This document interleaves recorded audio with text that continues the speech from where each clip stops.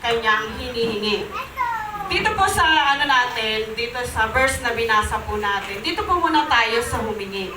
Kayo at kayo'y bibigyan. Lahat po tayo may hinihingi. Tama po ba? Lahat po tayo may inaasam sa ating Panginoon. Pero ang tanong po, yung hinihingi niyo po ba ay binigay na ng Diyos? Yung iba binigay na. Amen? Kasi hiningi natin. Alam niyo po, share ko lang, no?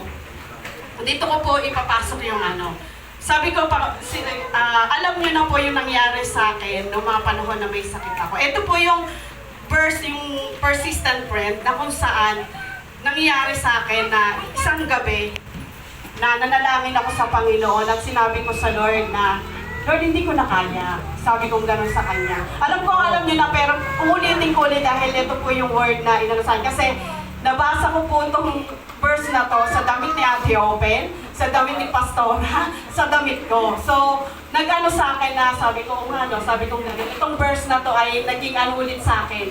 Naging sariwa ulit sa akin. At nakita ko doon na, sabi ko, Lord, nung time na yun, humingi ako sa iyo na pinagbigyan mo ko.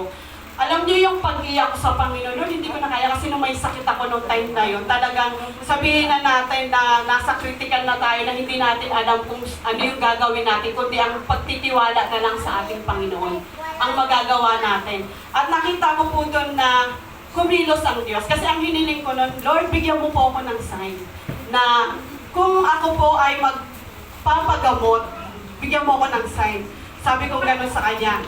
At nung time na yon, yung pag-iyak ko na yun sa Panginoon, hindi ko alam kung Biyernes o Sabado ko ipinag-pray yun.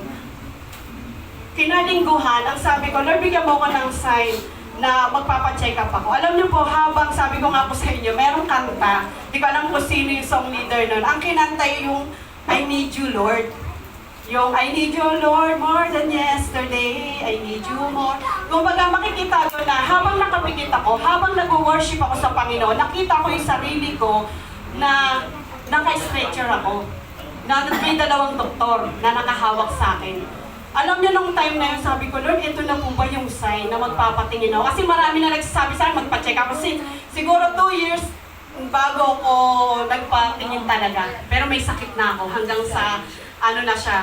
At nung time na yun, naging mali pa nga yung sa akin detect sa akin ng doktor Yung finding sa akin ng doktor, may sakit daw ako sa kidney, pero clear yung kidney ko.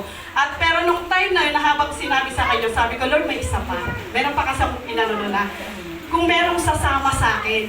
Sabi ko, gano'n na magpa-check kasi ay takot din ako magpa-pandemic po nun Alam niyo po, nung expected ko kasi Ate Open sasama sa akin nung tayo, magsasabi sa akin na, sige, samahan kita. Alam niyo, pag-uwi ko, nung linggo na rin na yun, pagpunta ko doon, alam niyo, sabi sa akin ng hipag ko, Bin, magpa-check up ka na, sasamahan kita. Alam mo, doon nag-confirm yung ko, yung prayer ko nung time na yun, sabi ko, Lord, kung ito yung kalooban mo, ibibigay mo sa akin. At nung time din na yun, nagpa-check up ako. Alam niyo po, masasabi natin, may ibibigay ng Diyos yung lahat ng ating hiningi kapag hinanap natin siya. Yun po yung seek. Kasi nung time na yun, hinanap ko talaga ang Panginoon.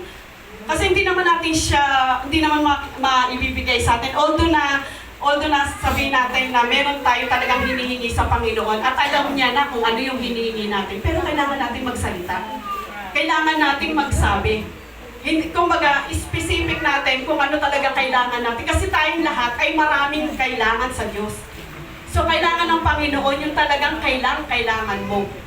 Kaya naniniwala po ako nung time na yun, yun po yung kailangan ko. Kaya ibinigay sa akin ng Panginoon. Antimano, alam niyo po, sabi nga, kapag humingi tayo sa Panginoon, kahit ano yung sitwasyon natin, ibibigay ng Panginoon yan, direct, talaga yan, timing si Lord. Alam niyo po, nung ibinigay sa akin ng Panginoon niya, nakita ko yung kabutihan niya sa buhay ko nung lumalakad yung araw na yun, ang sabi ko pa, Lord, kung kalooban magse-second opinion ako. Pumunta ako ng emergency. Pangalawa na ako sa mga siguro i-check up, titingnan.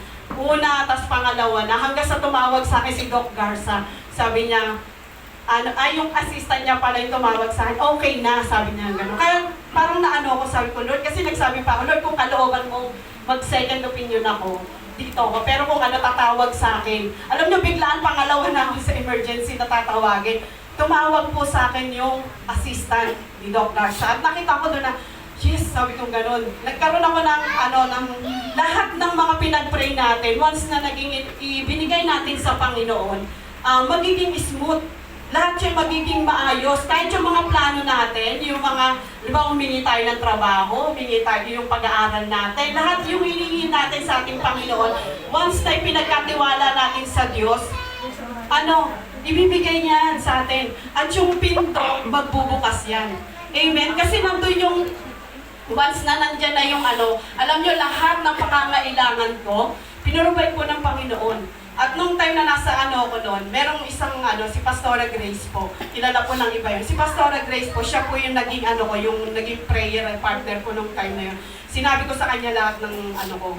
At nung time na pinagpipray niya ako, through phone, nagpipray kaming dalawa. Umiiyak ako, siya sa akin. Alam niyo yung panalangin na talagang once na merong nagpipray sa'yo, napakasarap po sa pakiramdam.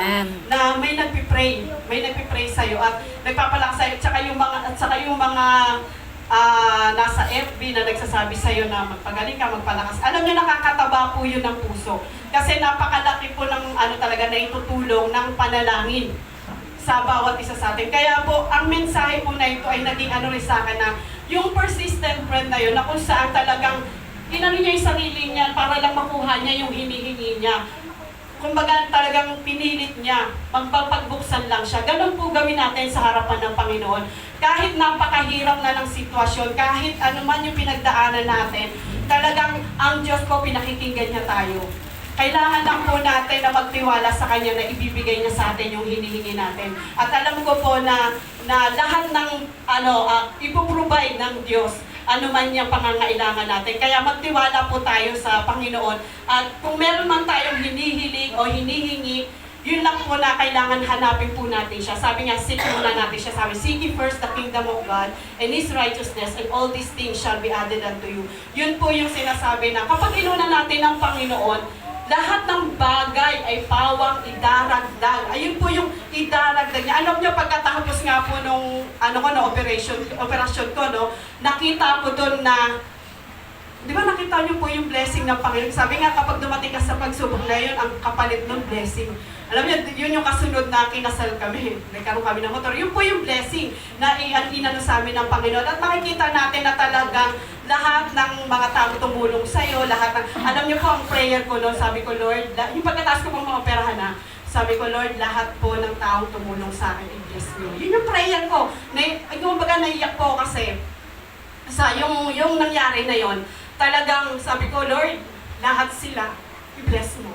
Kasi nakita ko doon na, yung concern nila, yung pagmamalasakit. Walang-wala ang ate ko, yung mga churchmate, yung kumbaga na tumulong. Si Pastora Grace, alam niyo si Pastora Grace, siya yung talaga ngayon nakita ko siya, na talaga yung blessing ng Panginoon sa kanya. Alam niyo, may mga pagkakataon na talaga na kapag tumulong ka, hindi mo hahanapan ng hindi mo iisipin na may kapalit Hindi mo kasi yun binigay mo sa Panginoon. At nung time na yun, sabi ko, habang gumagawa ako sa Panginoon, nagmi-ministry ako sa Panginoon, alam niyo, ganito lagi kong katwiran. Sabi ko, Lord, ginagawa ko to sa'yo. Parang nag-ano ko, tawag sa kumbaga sa nag-iipon ng samahan ko, nagde-deposit. Tama po ba yun? Ngayon kapag kailangan ko na, Lord, mag-withdraw ko. Yung parang gano'n yung naging ko that time. Kaya nagpapasalamat ako sa Panginoon dahil talagang ang Diyos, kahit nga po nung sa DSWD, hindi ako lumapit. Actually, hindi po, yung sa barangay namin ang umano sa amin, pinatawag si nanay. Kumbaga nakita ko yung provision ng Panginoon at yung blessing niya at saka yung timing na kung saan, kahit pandemic, pinrovide niya yung mga kailangan ko. Kumbaga nakita ko dun yung pagkilos ng Panginoon. Kaya sa tuwing naaalala ko to, wala nang dahilan para lumayo sa Panginoon. Amen? Walang dahilan para magreklamo tayo sa Panginoon. Walang dahilan, yung ano man yung naging sitwasyon natin, yun ang ipagpasalamat natin dahil mabuti ang Diyos. Hindi niya tayo pinagkulang, hindi niya po tayo pinabayaan dahil alam natin na kahit kailan, lahat ng bagay na nangyayari sa atin, may plano ang ating Panginoon. Kaya yun lang po, maraming salamat po sa ating Diyos.